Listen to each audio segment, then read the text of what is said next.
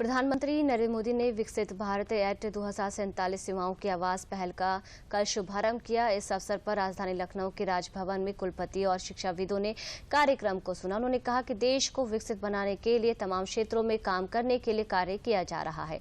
उन्होंने कहा कि डिजिटल AI और तकनीक के साथ काम करने से हम निश्चित लक्ष्य से पहले ही विकसित हो सकते हैं।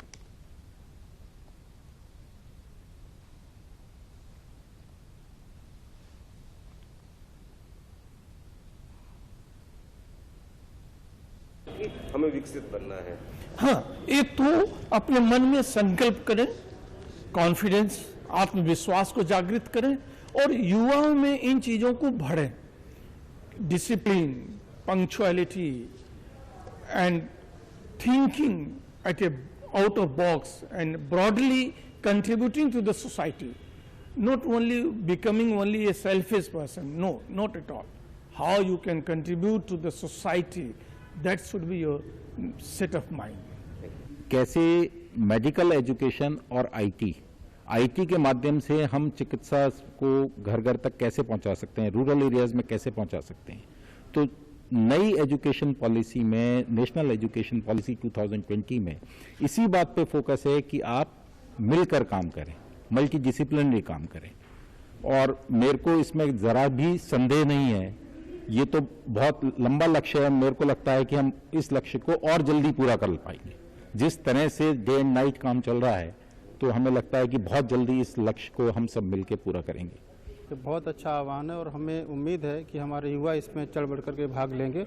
और ये युवा के पास जो आइडियाज़ हैं वो बहुत होते हैं और बहुत लाखों करोड़ों में हमारे युवा स्टूडेंट्स हैं विश्वविद्यालयों में। इनके आइडियाज़ से मांगेंगे हम, उनसे बहुत सा सॉल्यूशंस निकलेगा और हम देखेंगे कि किस तरह से उन आइडिया हमारे युवा सोचते हैं कि हम कैसे अपने भारत को एक विकसित भारत बना सकते हैं। अगर हम टेक्नोलॉजी के क्षेत्र में विशेषतः आत्मनिर्भर बन जाएं, तो निश्चित रूप से हम डेवलप्ड कंट्री बहुत ही जल्दी बन जाएंगे।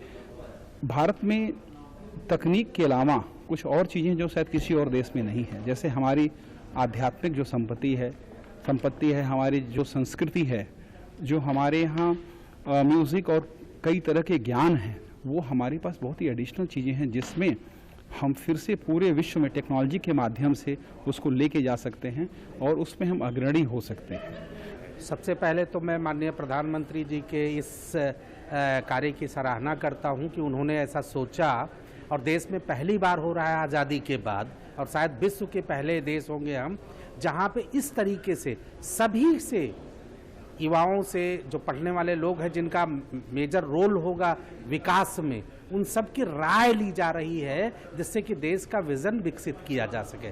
तो सबसे पहले तो ये सब अच्छी बात है।